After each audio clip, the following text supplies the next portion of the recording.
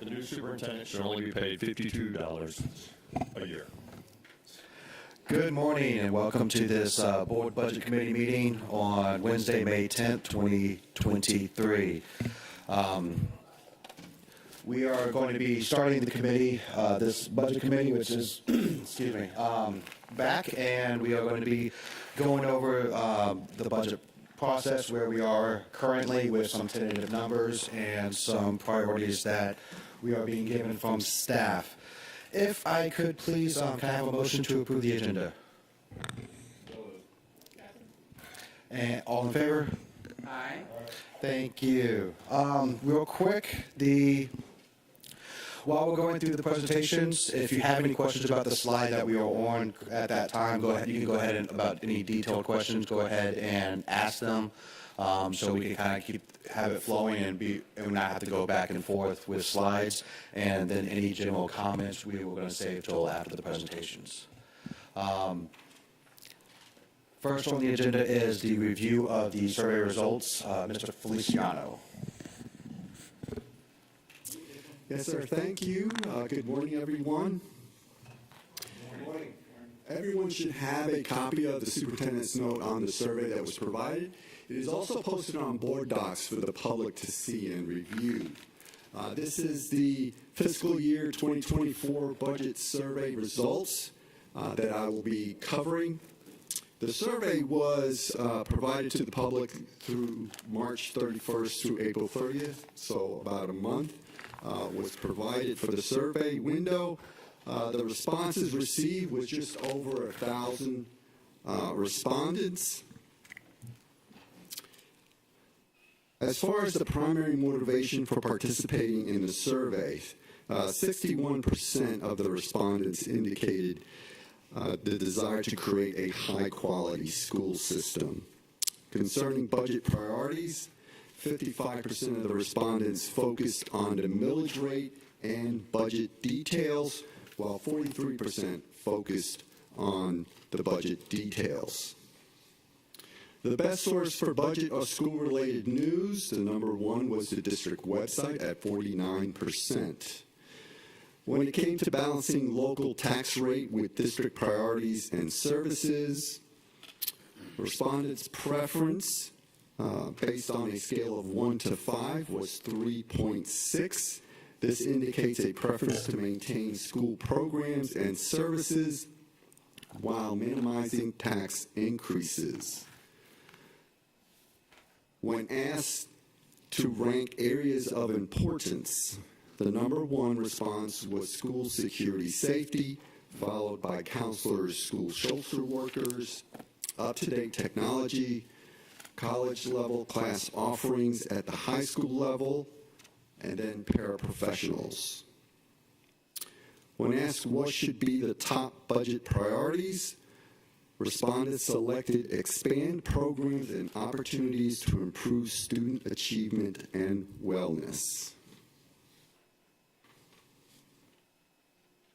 When it came to reading on grade level initiatives, respondents supported additional EIP, REP teachers, followed by additional resources for direct reading instruction. When asked about reducing teachers and school staff burnout, the top three selected was allocate resources to implement meaningful staff wellness programs, fund additional teachers to reduce class size, utilize and invest in technology to support instruction. When it came to budget reductions, the top three selected was phase out extracurricular and after-school programs, reduce support staff personnel, and the other was individual entries that were entered in table number 1. That concludes a quick summary of the survey results. Are there any questions on it? Ms. Hall. Can you speak about who the different stakeholders were? Didn't we have something that broke that down? Actual parents of children, businesses, that kind of thing? Yes, ma'am. We had parent guardians, of preschool children who attended Savannah-Chatham County Public Schools, and parent guardians of school-age children attending Savannah-Chatham County Public Schools, community members with no children in the district school, students in the district, employee staff members in the district, and board members. I wanted to know what the percentages were. I'm breakdown. interested in whether the parents are the biggest say in here or others.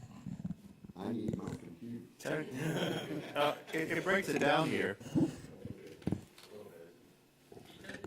Yeah, First page, not in grave detail. I'm very glad to see that, 75%.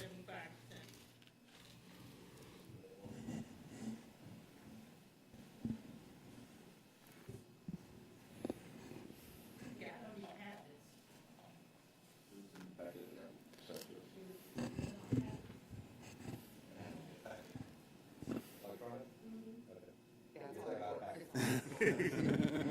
Any other questions? Yeah, for the breakdown, 75% are parents or guardian of school-age children within the district. 82% of the responders are in the mid-20 to mid-50. 63% of the respondents are long-term residents of Chatham County. Any other questions? Thank you, Mr. Feliciano. Next, we will have the budget presentation by Mrs. Cooley. Welcome, Mrs. Cooley.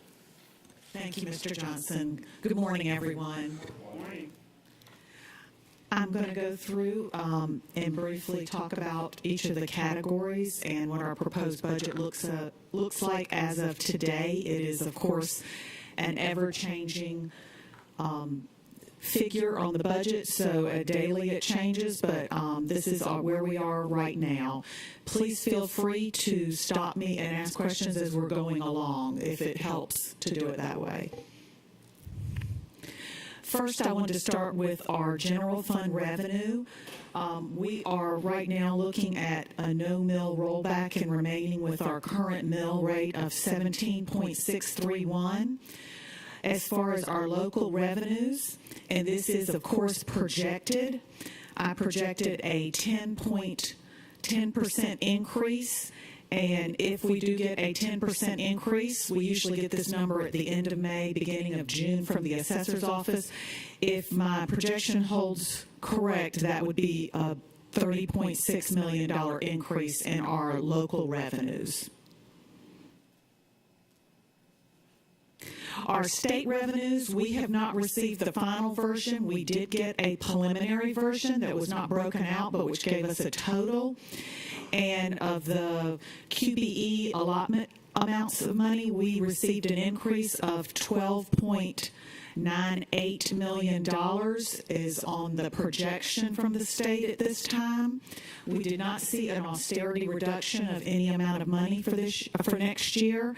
Of course, this money is earned based on the number of students that are enrolled in our school, based on the FTE count that happens in in October, the first Tuesday of October and the first Thursday in March.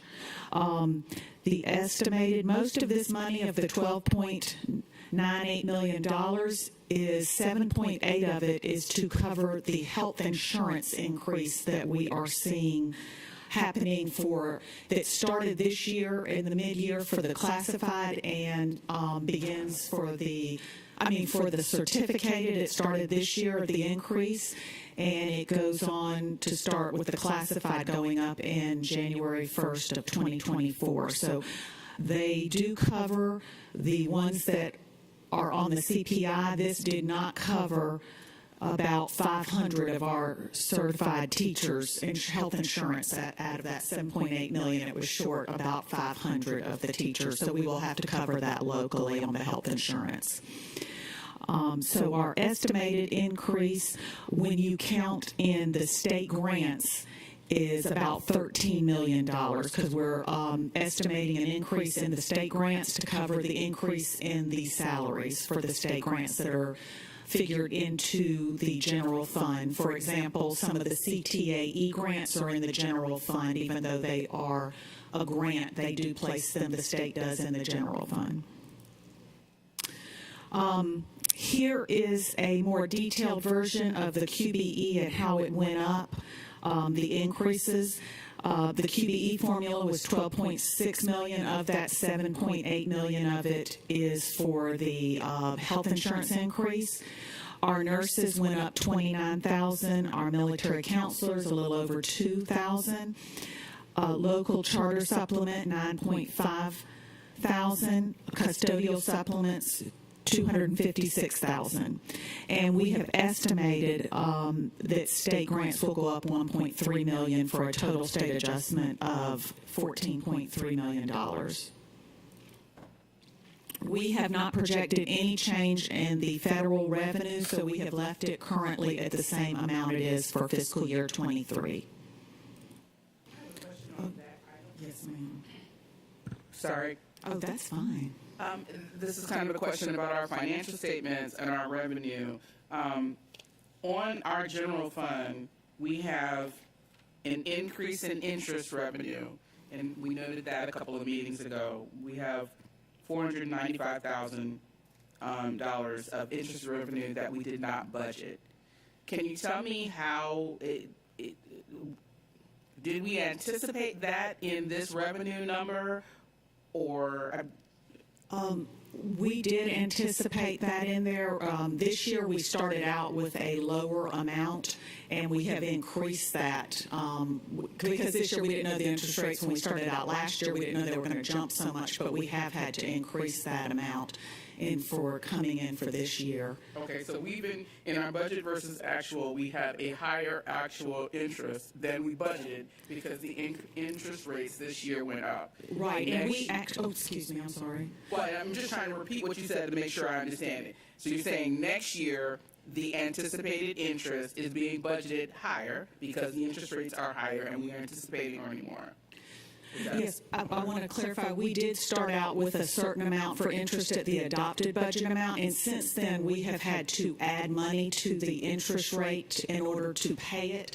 So we have added more money in there, and then I did include further along in the discussion, we did go up, I think it was let me make sure I'm saying, in the debt service, you'll see it later on in the presentation.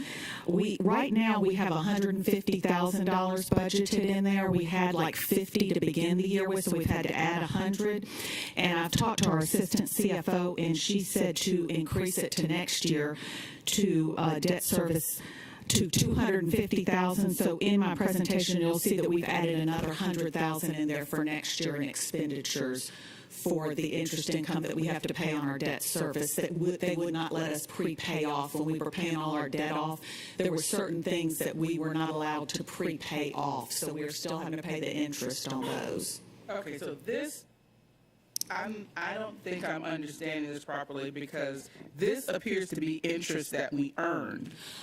You're talking about interest earned. Yes, those are from the other revenue sources. So yes, we do earn some of the interest on like our things such as the items that come in. So yes, we are. I have not increased that yet, but that is on my table to go through all of the other local sources such as gate receipts. Right now, I have not made any changes to gate receipts or the interest income at this time. So Actually, I was talking to Larry about that yesterday, that I really need to go in and see if we might go up on our interest income, so I probably will be increasing some of that revenue before even next week's meeting. Okay, thank you. And so I appreciate knowing that, and we'll just we'll continue this conversation when we do our financials, because my question is, what are we doing with that extra $500,000 that we earned in interest?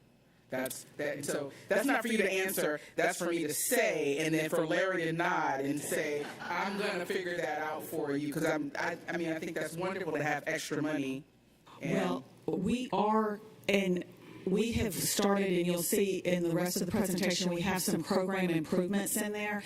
And what we've done is on money that we have saved and that we have started to implement this year quite a few program improvements that we could pay for this year one time, which are not on this. But I can kind of go through some of those with you if you would like, because we do have several things that we have come up with the money, and we're right now moving the money to where it needs to be, so some of these one-time items can be purchased out of this year where we do have some extra money.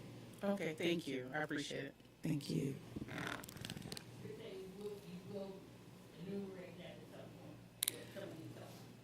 Yes, ma'am.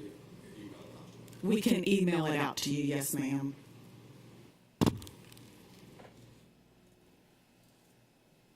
This is just a graph of what was just talked about in the prior slides, the revenues by source. And as you can see, obviously, our local revenue is by far our largest. We are very fortunate as a district that that is the case, because I know in some smaller counties, the most of their revenue comes from the state, but we get 65% locally and about 34% from the state. Now, this is where if anybody wants to, stop me when we're going through it, I'm just going to kind of talk about some of the items that we are adjusting adjusting our budget for next year. The first thing is our longevity step for employees, which is going to cost us about $4.1 million. We have built in a salary increase for all employees of 5%, which will cost about $16 million. Our medical rate increase went from $945 a month to $1,580 a month. That started January 1st, 2023 for certificated, and they have still not completely signed off. The last we heard was it was going to go up to that amount for the classified employees. It's gone up for the certificated already, but for the classified on January 1st, 2024. Now, I have seen there have been some proposals out there which have not been signed off on, where they might slow it down and not do it quite so quickly, because we obviously do not get any state money for many of our classified, very few. Most of our allotment is for the certificated staff teachers. There's a little bit in there for some classified, but very little, just a few. So that is going to cost us an additional $18 million next year for that medical rate increase from the state that was mandated. Net enrollment staffing adjustments, that's based on our what we are projecting for next year in staffing. That's 5.5. We're going up, which is going to cost us about $383,000. Our QBE program adjustments, these are based on what was earned on the FTE. We are adding a total of 14 teachers, 4 gifted teachers, and 10 remedial ed teachers for a cost of $1.4 million.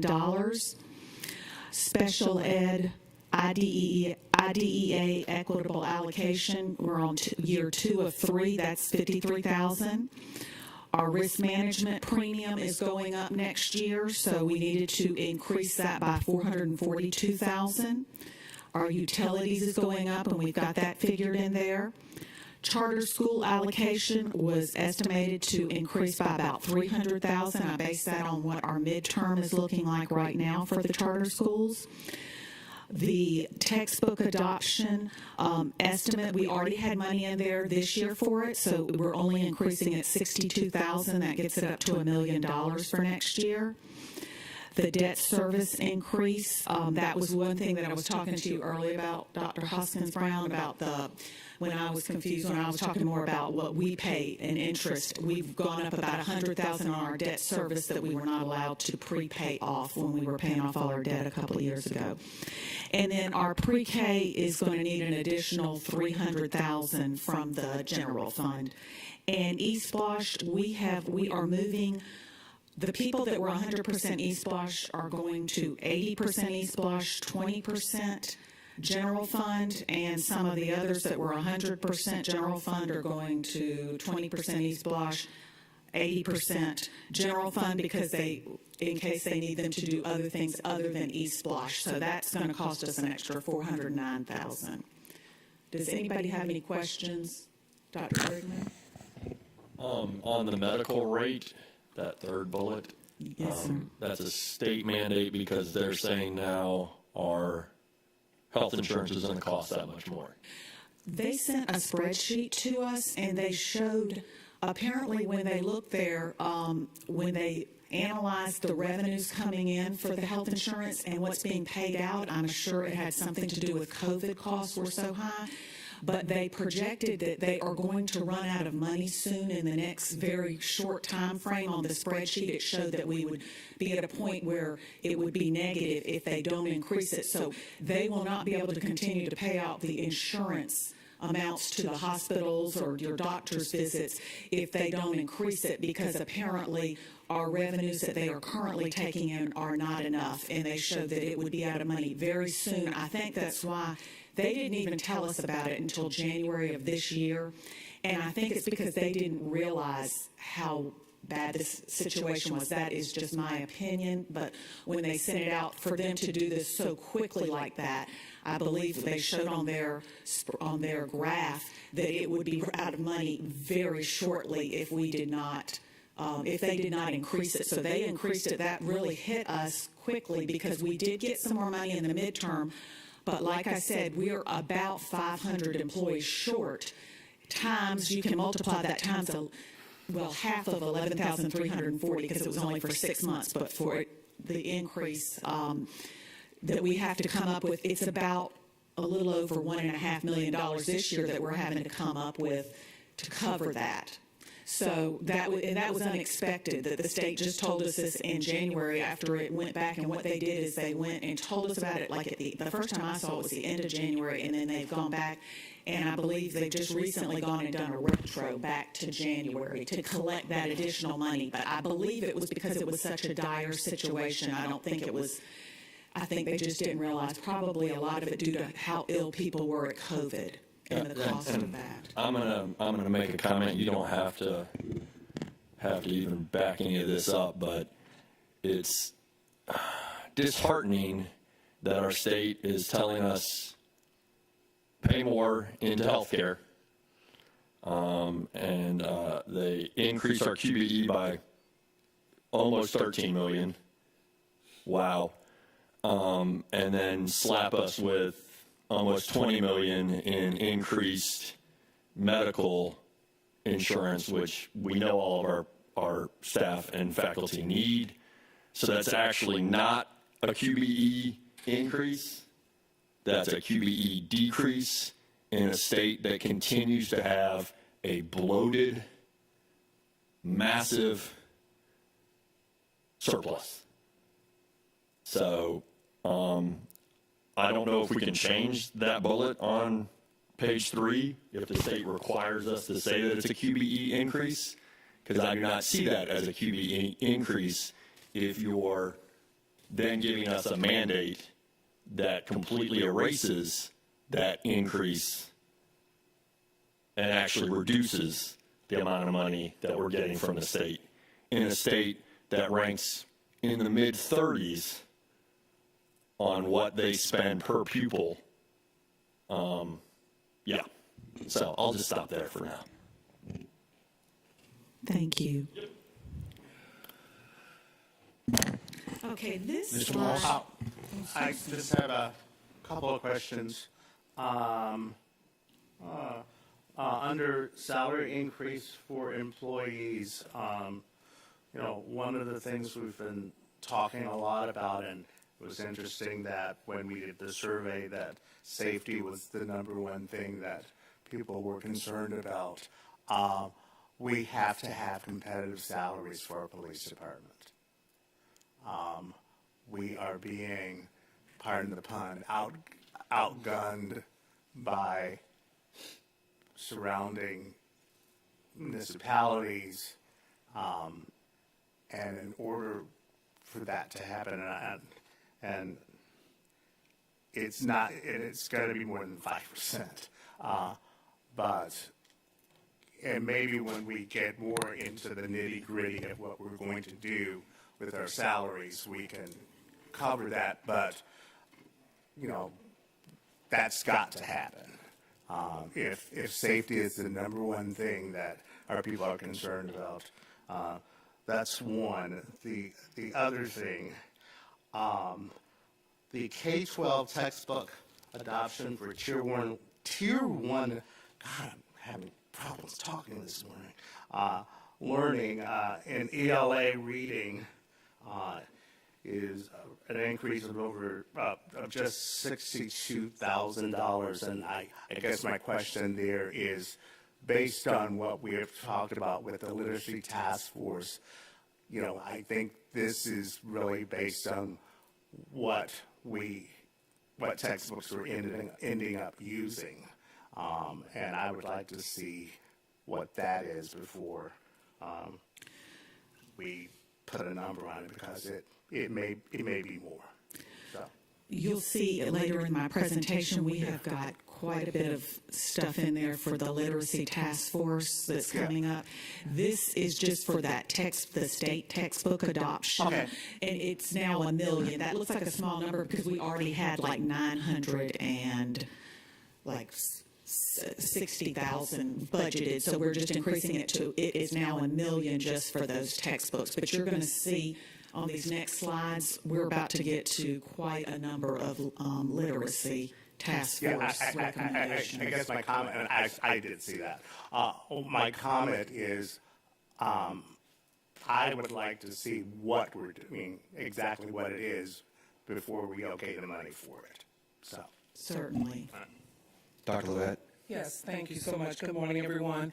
I want to address the, I think now this is the second or third comment about campus police salaries, and just assure you that as we discuss every area, we recognize and we have done the comparisons for the security folks, and we'll bring that information to you. I think it's really important to speak to the facts, and so the staff has done an extensive examination of the surrounding or the other agencies that employ fully certified police officers. We've looked at not only the hourly rates, but the benefit packages, and we are completing the analysis. I have asked for additional information. I think it's important, because this is a public meeting, to recognize that it is not just the hourly rate, it's also the benefits package, and it's also the kind and scope of work that is involved. So we will provide that information for you when we have verified the information that has been provided for staff, so that when you speak to these issues, you can speak in an informed manner, and it also will impact in some ways the requests that we're making for the budget. But I want to make sure, because this has been brought forward at least 2 or 3 times, that we are looking at that information very much the way we are looking at other employee groups for whom there are shortages. Thank you so much for allowing me to share that. Thank you, Dr. Levet. Okay, on this slide is where we start with our program improvement ideas. And the first one is the Raise the Bar Growth Incentive Program, which will cost us the $2.8 million. Another human resources is to add an HR generalist, which will be at a cost of $108,000. An employee relations person for $108,000 in human resources, and a employee services generalist in human resources, which is another $108,000. We are also placing on here another position, control coordinator, which is about $135,000. Right now, we currently only have one position, control coordinator, for the entire district, and we need another one due to the workload on that desk. Capital projects, we are adding $6.7 million to deferred building maintenance. Maintenance and operations, we have a fire alarm monitoring service every year that costs $120,000, so we need to add that to the budget. We also have an HVAC water treatment services contract that costs $145,000, and we are adding in here 2 lead HVAC technicians for a cost of $198,000. This is due to a lot of the new schools being built with all of the very tech air conditioning systems and filtration systems, and also putting in there for $140,000 for athletic, turf maintenance, sanitation, and grooming for our stadiums and such. Does anybody have? Yes, Mrs. Grabowski. Good morning. Couple questions. The first one is, can you please explain the Raising the Bar Growth Incentive Program? That may be for our academic team.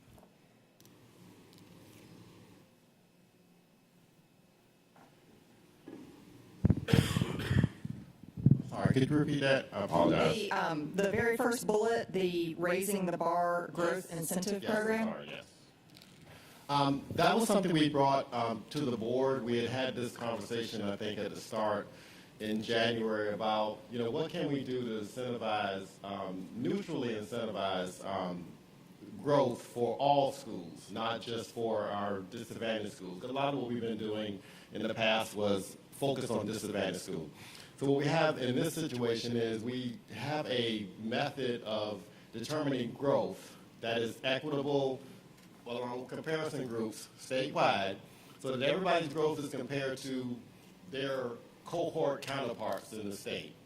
And by doing that, we're able to have these different levels of growth, growth spans, and I think Dr. May can actually give a little bit more detail on what that means. But anyway, every school will be treated equally, and every school would have the same opportunity to have growth and get into different categories. And then all staff in the school would receive an incentive, hourly, certified, everybody, for obtaining that growth.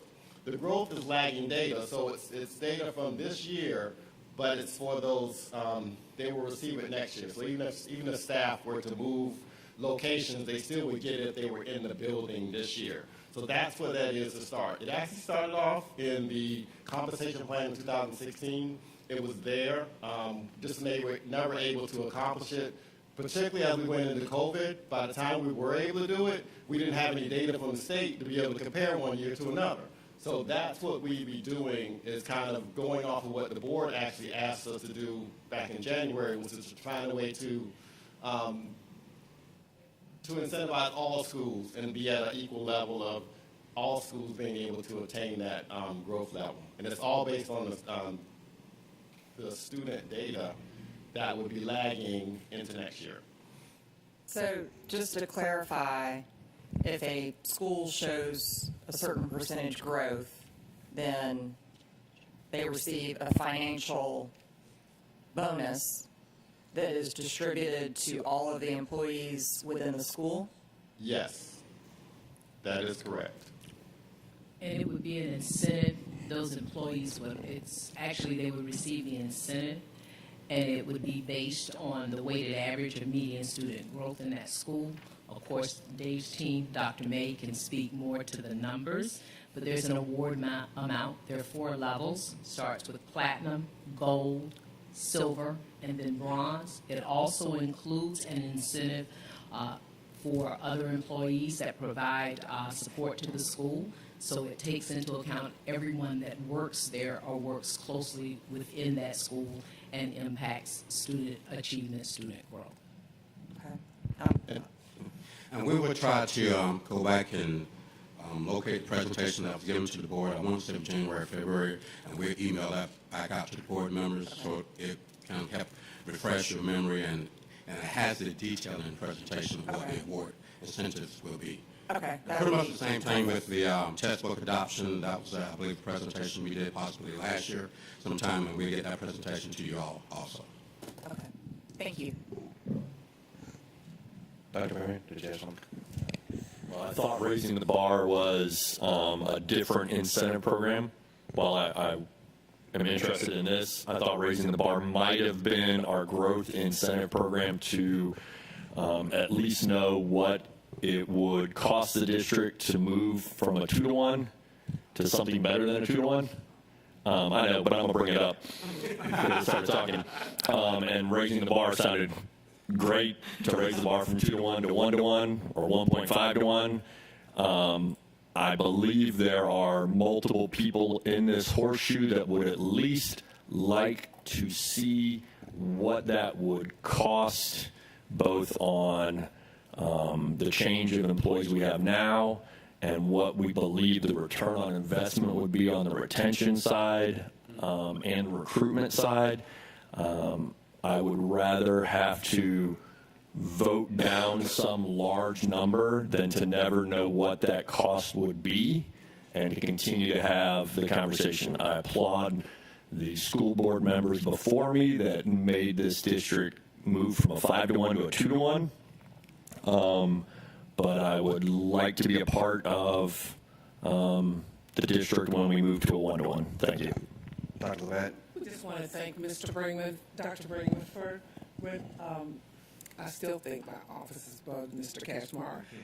We are definitely working to provide you all the numbers.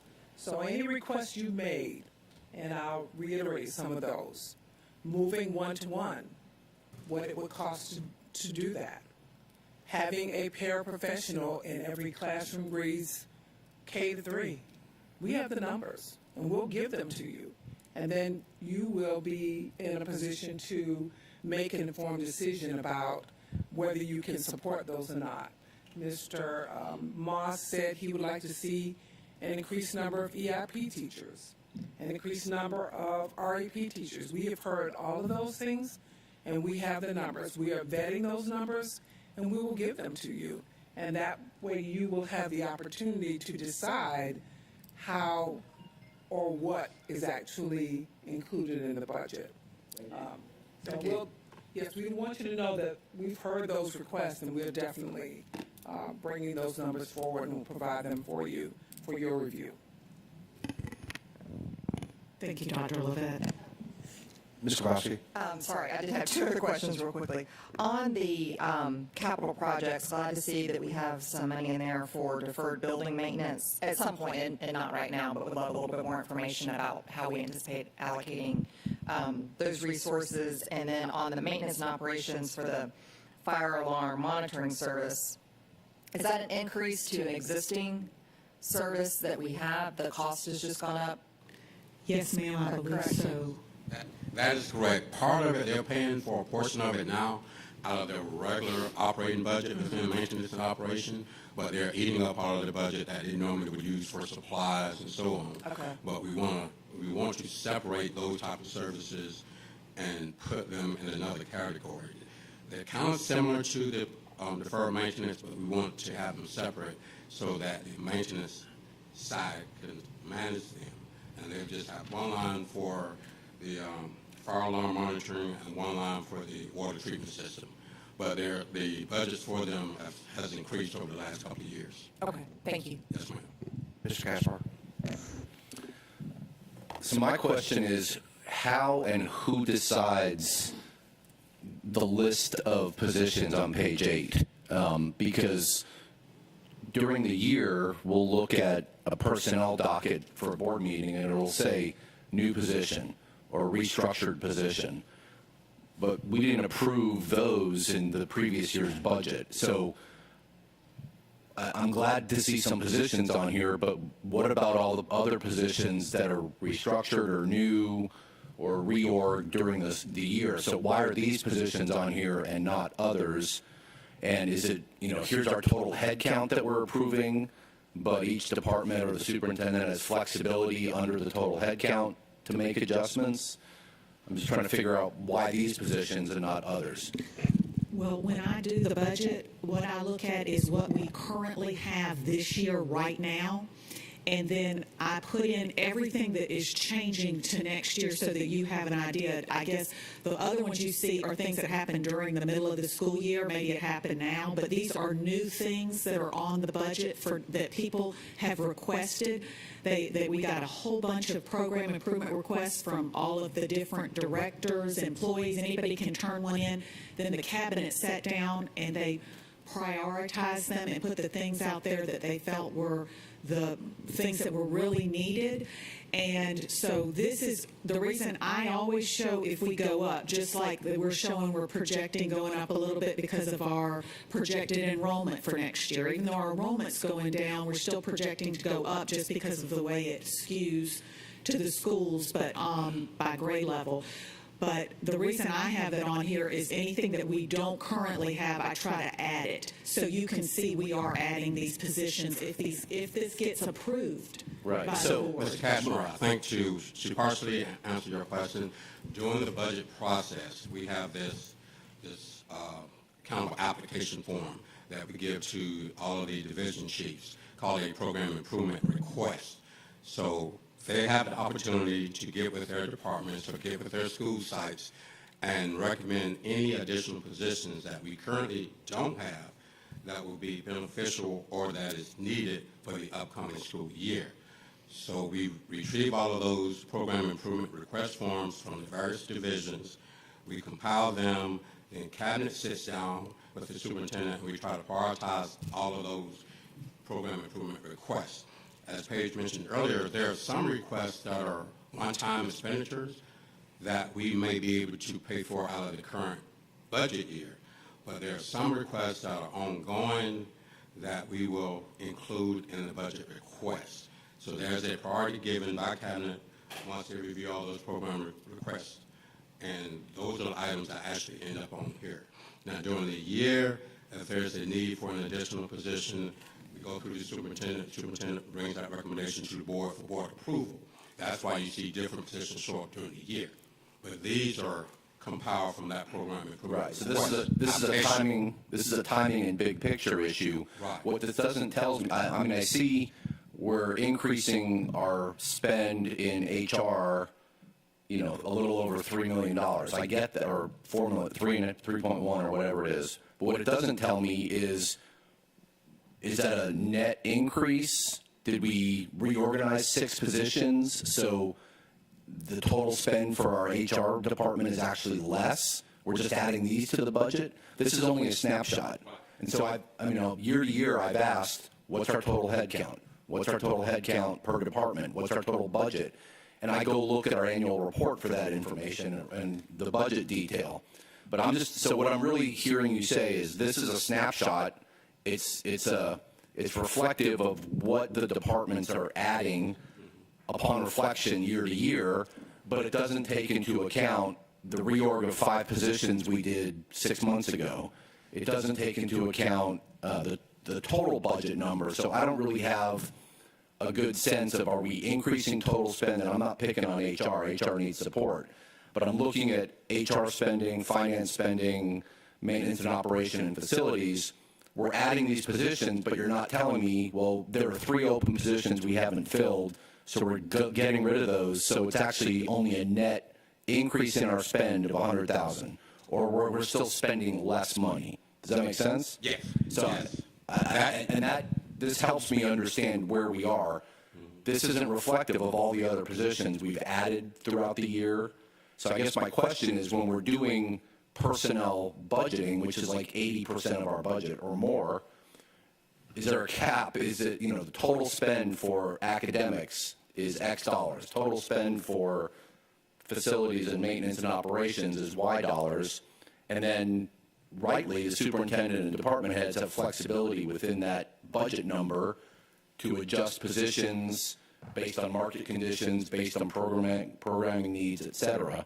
So I'm not really, I guess the frustration is I get on paper what this says. It doesn't tell me where this is in relation to the entire budget and in relation to the additional revenue we have.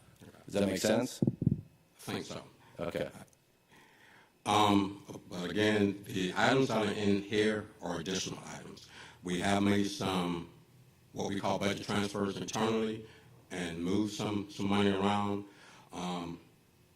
Just for example, within the Division of Operations, we're requesting an additional $6.7 million. But what it doesn't show is what operations has done internally to move other funds into deferred maintenance. And that part that part of the process. We're trying to share some of that information with you because there are some program improvements, as I mentioned earlier, that are one-time costs. Right. I mean, you're And page 5, slide 10, the total general fund expenditure adjustment. That's the roll-up of everything. that's a total increase, correct? That's the total increase of everything, including our personnel adjustments. So I'll get with you in the weeds on the personnel issues. I see the increased spending here, but I don't know if it's a net increase or not. Right, yeah. These are all adds, so as far as, this is an add to their existing budget. This is. I hear you, but on our personnel docket today, there's a restructured position. We've had consolidated positions. We've eliminated positions throughout the year. Right. So, all right, I'll get with you later. Thank you. Ms. Hall? What I like about this page is that we see what the actual division chiefs are saying their needs are. So the bottom 1, 2, 3, 4, 5 positions, Mrs. Kegler is saying this is what my department needs after we have done an assessment of where we are. Same thing with Mr. Ray and with Mr. Jackson. So this is coming from you. This is what you feel is needed for the coming year. Yes, ma'am. Okay.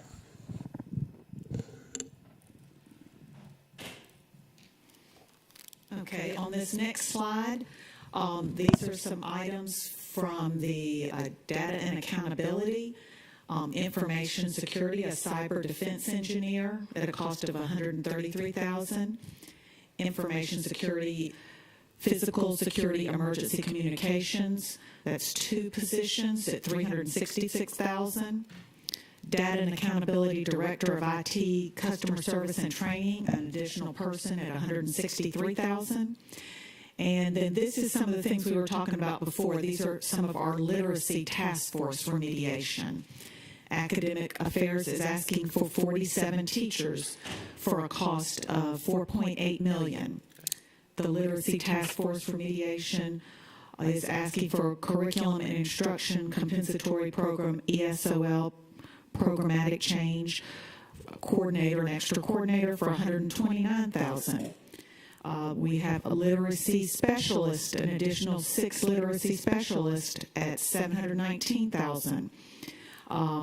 A literacy training class teachers, that is the money to train the teachers, the professional development, which is $321,000. Another specialized instruction, special ed compliance professional learning coordinator for a cost of $124,000. Learning support services, REP, programmatic change, an additional 8 REP teachers. This is in addition to the one we've already added 10 there before, so that would be an additional total of 18 remedial ed teachers. This cost $822,000.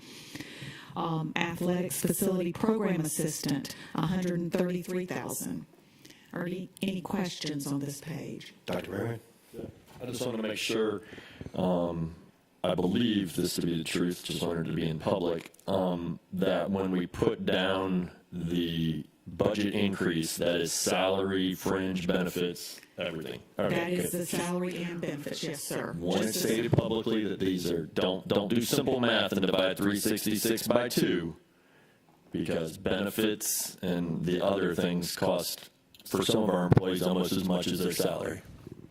That is correct. Ms. Grabowski?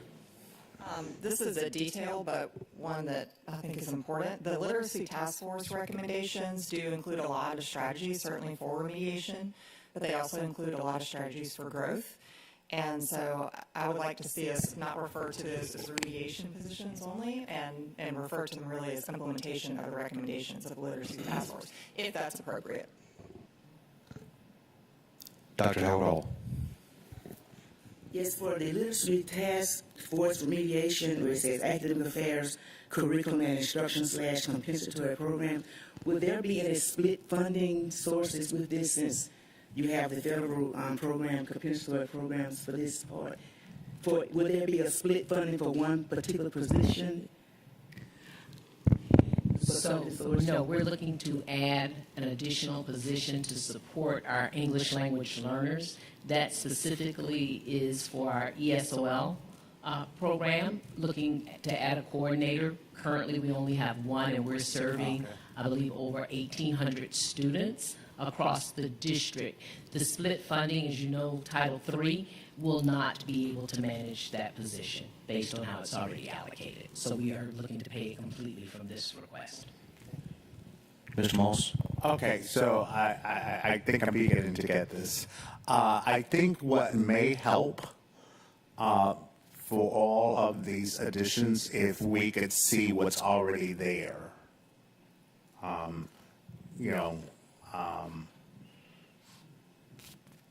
So, for instance, you telling us that we only have one ELL for God knows how many kids. That's a big thing. So if we could just have more information on how many we already have, that help. I mean, Yes, we can get that. I can rest easier. Thank you. Okay, this slide shows a few decreases.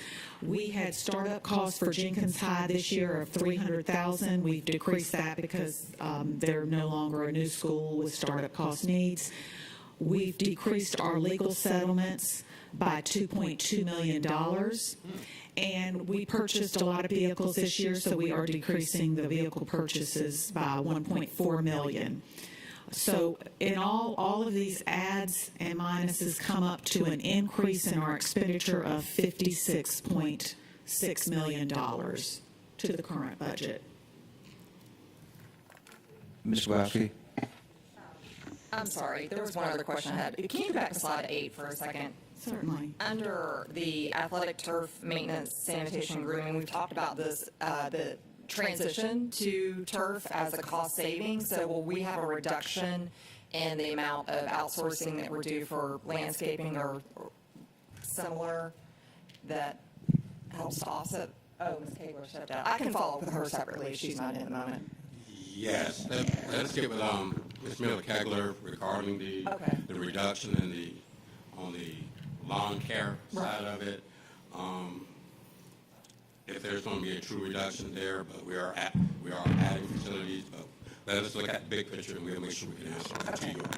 Thank you. I'd like to add on to that, if that's okay. Ms. Hall?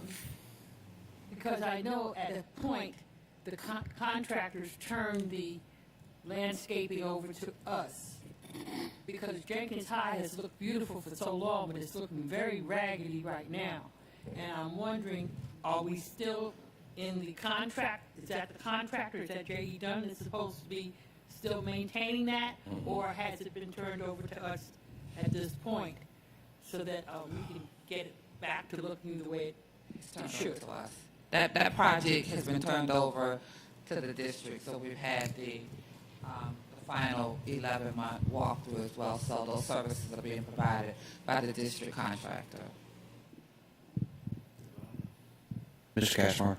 I was just going to say on the athletic turf maintenance, it's not just the regular monthly maintenance, but it's also we've replaced whole athletic fields multiple times. We're saving costs there. We're also saving costs on rental fees to use other people's property now that we have our own position. So it's a more holistic than just one-for-one kind of replacement. But we do, as part of the purchase and installation of the artificial turf, I thought we also purchased yearly maintenance. So I think this is an add-on for the additional fields that we're doing, but there's special machines and they come in and replenish the pellets and all that and make sure it's smooth and all that stuff. So, but I think in a previous capital improvements or East Block analysis, there was more in depth on here are the cost savings. And also what those requirements are to maintain the turf.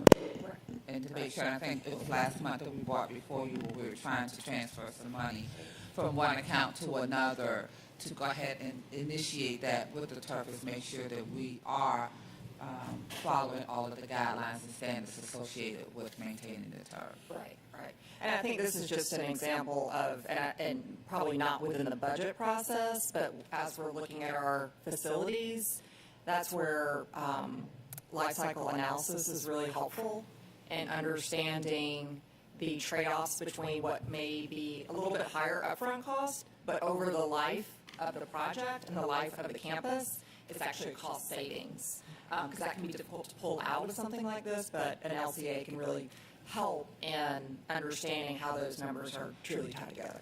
Right, you're correct, and some of that data is in our facilities condition assessment, and just as Mr. Ketchmark made reference to the fact that we're now out of the business of renting and leasing facilities, we own facilities, and we have the option also of renting and leasing those facilities that we own as a potential revenue stream that we could not do previously. So you're correct with the cost-benefit analysis of that, and we'll make sure we try to include some of that in, maybe in our July CIC meeting, because there is should be a positive on our side now by owning our stadiums, our athletic complex. Thank you for that additional information. Appreciate it. Mr. Moss. I want to go back to the literacy task force money. And you have probably answered this in another meeting, and I'll admit I'm over 60 and my memory's not great. So do we have any of the ESSER funds or other funds still available to cover this? So we are using some of those funds as it relates to literacy. We did put a few of the recommendations in those funds. What you find presented here are those things that would not be paid for by those funds. And remember, there is a timeline on those funds. Right. And I believe right now, currently, it would only be for next school year. And at the end of that term, we would not be able to utilize those funds. And that money is earmarked for certain things. And some of those things do impact literacy. Okay. All right. I have a question. Looking at page 10, I do see that we removed the startup costs for Jenkins High School. My question is, with Groves being completed soon, have we replaced that on this budget as well? I placed this year, I shouldn't say last year because we're still in this current year. This current year, I have a $1 million set aside for startup costs for Groves. So I didn't change it. These are only changes, so I have that $1 million in for next year. What we tend to do is they get it for 2 years, because it's like they'll have $1 million. If it had opened right when we first started, they would have used that. They would have already started using that $1 million, and then we try to leave it on there another year if they didn't get what they needed. We leave it in there for a second year. Like, for example, Jenkins got $300,000 last year for startup, but because some things don't come in time, or they realize once they get in the building that they don't have things that they need, that we leave that same money in. Like, so Jenkins actually got $600,000 for startup, but some of it couldn't come in on time, so we left it in there they had it in there last year and this year. And Groves, I had it in this year because I was anticipating that it might be opening first thing when the school year started. And so I do have $1 million in there for Groves for next year. So that money is just going to stay the same. I did not increase it.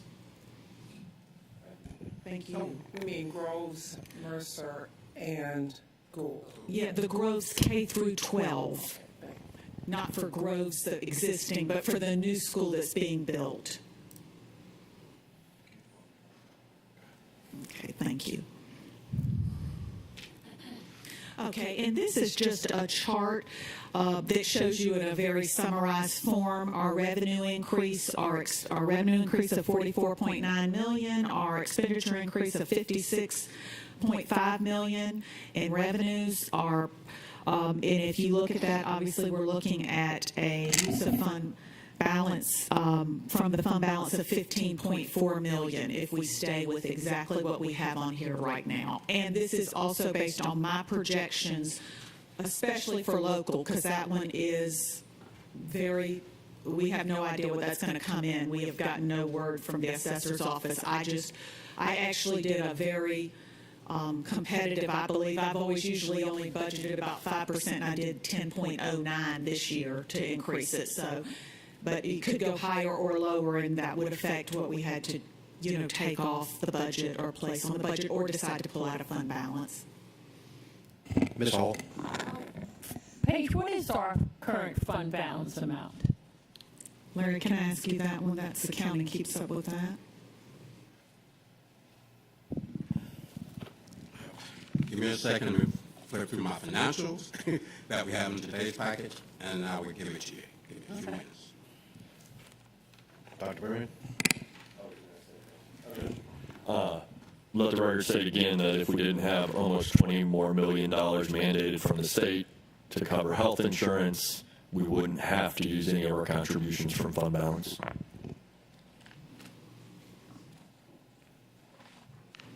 Okay. This is our preliminary numbers on so far for the debt service. I've just gone through and put the revenues and expenditures for next year. And I've kind of done that for all of the funds. If anybody has any questions as we go through it, I'm not going to read off all of this, the debt service. I just want to tell Mr. Jackson, Dr. Hoskins Brown found the answer for me on page 34. So Yes, I didn't want to quote you because I know we just made an adjustment after the audit was completed. Yes, ma'am. That's the number. 151,563,170. Right.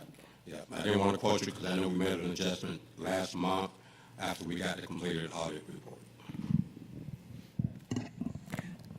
Is that a little bloated? As far as the number itself, 151 million. I wouldn't. Given. Yeah. Okay. We want. We usually say we want 2 to 3 months. Yes, ma'am. And we have during the informal meeting, we have the auditors coming in, and he's going to talk a little more about that when he gets here. So I'm going to let him kind of answer your question when he comes.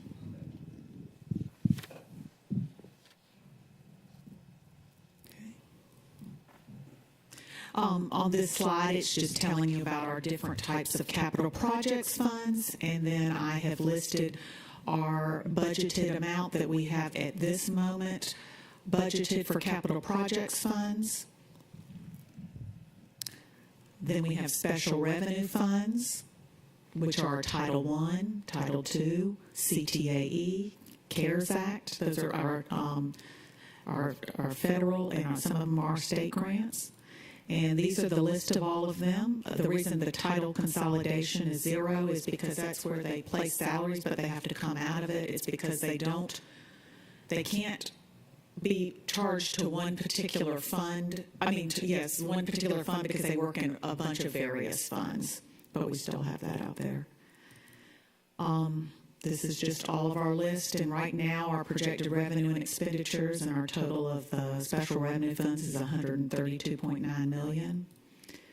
We have our internal service funds, which includes unemployment compensation, workers' compensation, and employee dental plan. This is the amount projected for next year at this time. And our strategic goal for the finance department especially is goal 4, fiscal responsibility and resource stewardship, which is a strategic goal. And these are a list of all of our budget objectives that are to be used for fiscal year 24 through 26. And then I just put the calendar, this calendar was added to it just to remind everyone of all of the things that are coming up on the calendar, all of our public hearings. And I'm open to any comments or questions from that. Ms. Grabowski. On slide 18, the line item for the pre-K, I know we supplement our pre-K teacher salaries above what we get from the state. Do we add any additional slots for pre-K students above the allocation of what we get from the state for pre-K? I'll let Mrs. Ball over. To my knowledge, we give what the state tells us, but what we do have to cover is they don't cover, I believe the highest level they'll cover is like a T5 step. Ramon, is that 510 or 5. 92 510, and I know they don't cover anything related to parents above 18,000, so. And that's the difference we make up as far as our Right, teachers. make a difference, but we don't add any additional classrooms. I think that's your question. Yes, sir. Until the state approves it. No, ma'am. Okay, because I know when we had our update on pre-K numbers, I guess last meeting, we had a waiting list. I know some of that's trying to get students into spots at different schools. I guess I'm trying to understand, what's the difference between the number of spaces we have available overall and the number of applications? Is this somewhere we need to look at adding additional financial resources to make sure that everyone who wants to get into pre-K can? The state provides a designated number of units that they will support. Right. If we go beyond that number of units that they approve, then we are responsible for fully funding those. Right. So we take the units that they provide us, we serve the number of students that we can maximally in those classrooms. We will also often during the year have an opportunity to request funding for additional units. So we've been on that list every year. For the last few years, we've not been given additional units. So if the board is going to make a commitment to additional units, then they will be paid for fully by the local district. Yes, ma'am, and I appreciate that clarification. I understand it would be an additional cost to us as a district. I'm just curious to know, what the number of students might be based on this year's applications of students desiring to go to pre-K, but we are not able to accommodate because we don't have the funding provided by the state. I think we provided that information last time in terms of the number of students that were on the list but did not get placement. As I will direct the staff to get the cost of a self-funded or district-funded unit so that you will know what that cost would be should you decide that you're going to fund additional units yourself. And I realize that would be probably a significant expense, but I think as we're looking at, I just would be curious, kind of like Dr. Brinkman said earlier, be curious to know what that number might be. So we have 268 students that were waitlisted. Keep in mind that does include, as you said, there were some slots, some school sites that were not completely filled. So Amanda has been working with families since that last presentation, and we can get you an updated list now based on the work she's done of how many are actually on the wait list. All right, thank you so much. I would like to make one more comment that Mrs. Drought has also stated to me. Sometimes there may be more need in one particular school, but they only can get as much as the school is able to hold. So some of the schools have maxed out on their classroom amount. So, she tries to distribute it evenly where needed, and also at the schools that have available classrooms to put the people. Ms. Hall? Dr. Lafette, thank you for that update. But it's my understanding that we have many schools with open classrooms that we could use. And it may not be in the traditional sense of an elementary school, but I look at the outstanding pre-K program we had at Woodville Tompkins High School. And I know Savannah High at one point had a pre-K. So I certainly want us to be as innovative as we can in finding the space, because that's one thing all of our reports show us. We have space.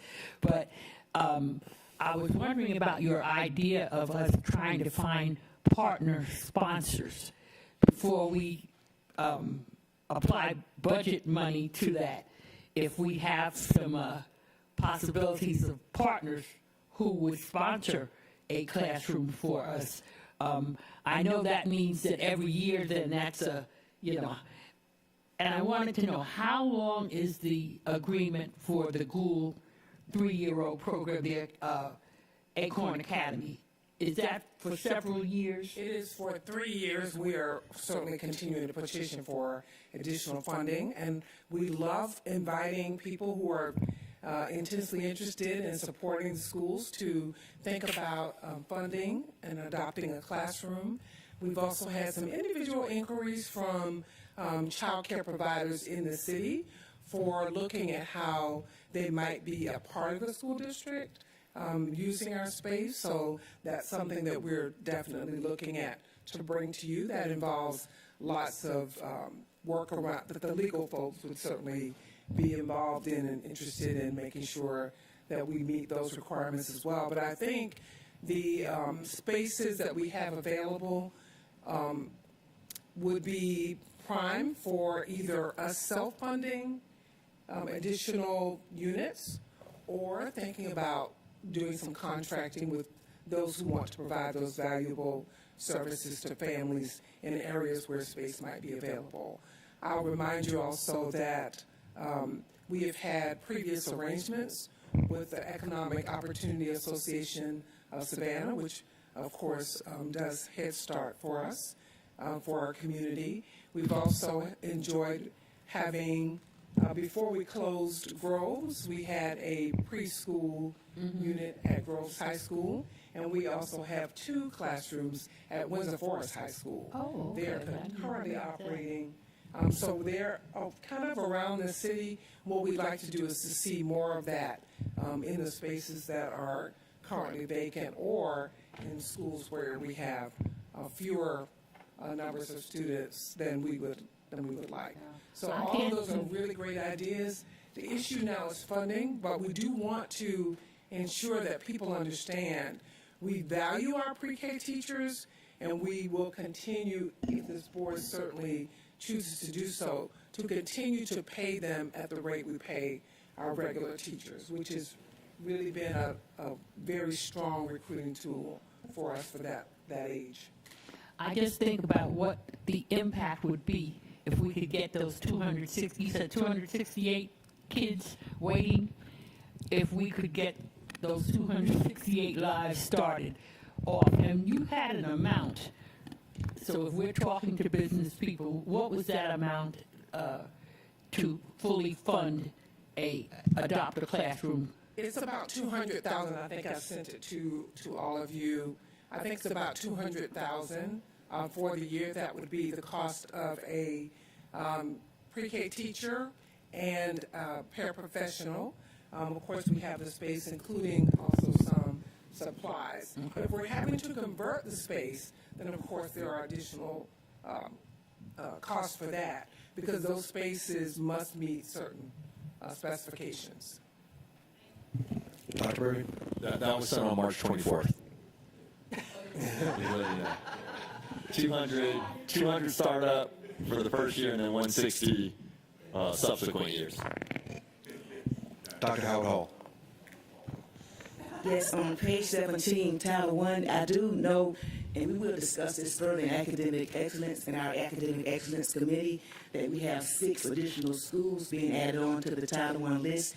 So that shows us that demographics are changing, and that will have an impact on the amount received. It'll be more, actually, the amount received for charter schools as well as private schools that receive Title I services.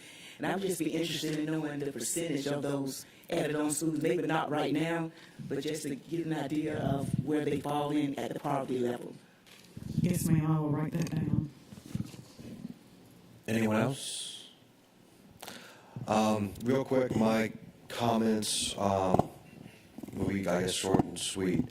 I would really like to see any possible, really looking at programs on the academic side of stuff that we could possibly either sunset or reallocate funds to the new literacy programs that we're going to be going into, seeing if there's going to be any cost savings there or where we can find money within programs, because I do not believe that we should have any sacred cows in the budget and that everything should be looked at and really scrutinized.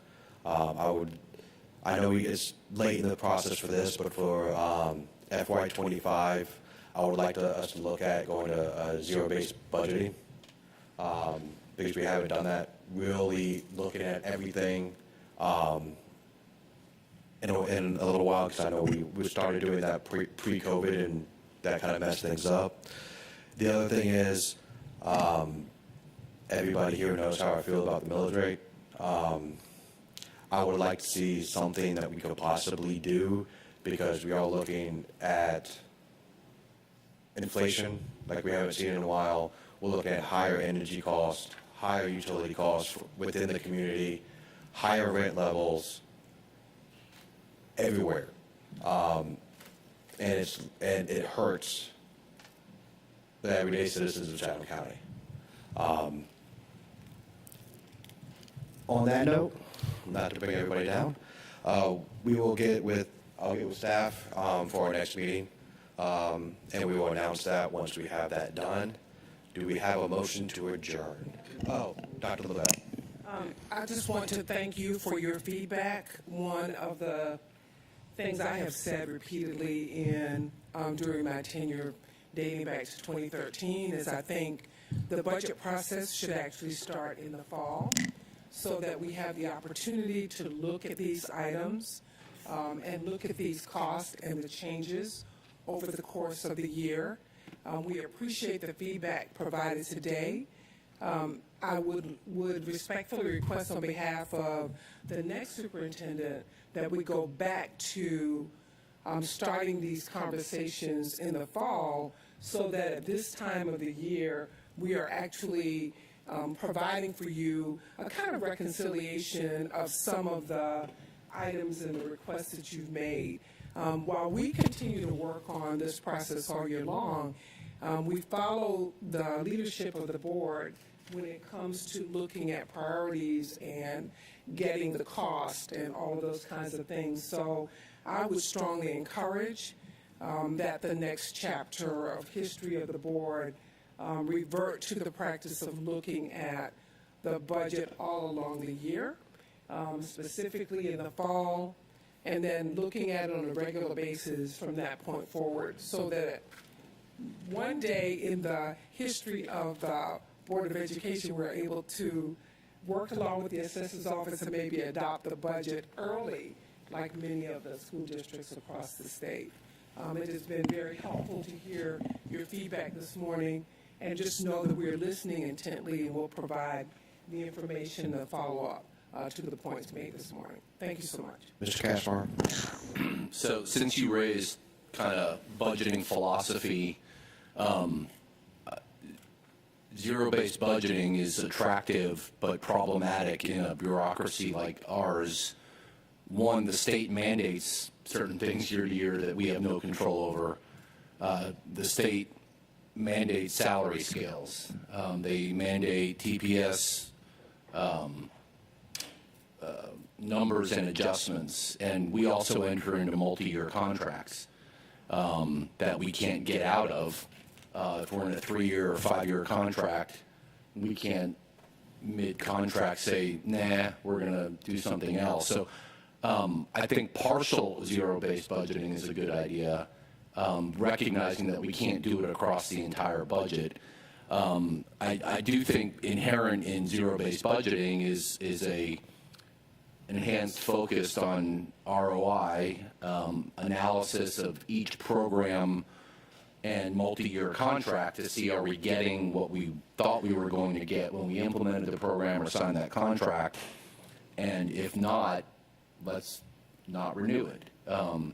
So that is inherent in zero-based budgeting, and we could do, I think various members of the board have asked for, if you come to us with a renewal on a contract, tell us why. Not just we're in year 3 and now we're asking for a renewal, but tell us how it's been effective, or we're not going to renew because it hasn't been as effective as we hoped, or here's the new research, so we're switching gears.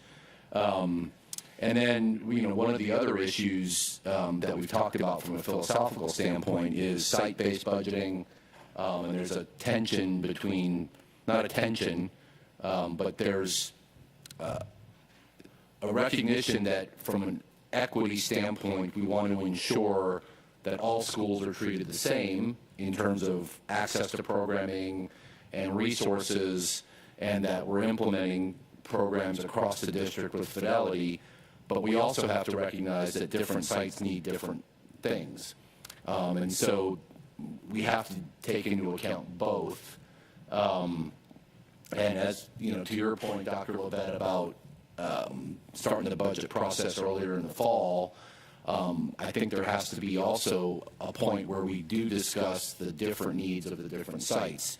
What one school that is really struggling with attendance or safety or low performance in certain areas, they need something different than another school might need. And so we have to recognize that we want everybody in the district to get the same things, but then we also have to recognize we are going to have to do different things in different schools. So I think having we haven't had a budget committee meeting in a while. As we get a new superintendent, as we revamp this committee, discussing the philosophy and approach and kind of resetting expectations and how we move forward, I think will be a good discussion to have. Ms. Hall? Okay, my final comment, and very much in sync with what Mr. Cashbar is saying, is that we could really have some fun looking at this budget and seeing which dollars are closest to the students and go from there. Which dollars affect the students most closely and most impactfully. That would be a nice way of looking at it. Dr. Hoskins-Brown. I'm just changing directions a little bit to ask just a logistical question. Who are our budget committee members? Myself, Mr. Cashbar, and Mr. Paul, and Mr. Smith. Okay. And so my other question is, I think the idea of starting in the fall is really excellent. I know we've tried to reduce the number of committee meetings that the board convenes, but I think convening the budget committee earlier and more frequently that would facilitate fall consideration would be good and would allow us to kind of have these conversations and considerations. And so I know that we've been happy to cut back our committee meetings, but this may be an important one to add. Noted. Thank you. Anybody else? Last minute comment. Just something real quick. I want to thank Dr. Hoskins-Brown for her comment. But I want to remind the board also, as we schedule or look at additional budget committee meetings, really the meat of what we need to talk about probably occurs, more than likely occurs in academic excellence and CIC.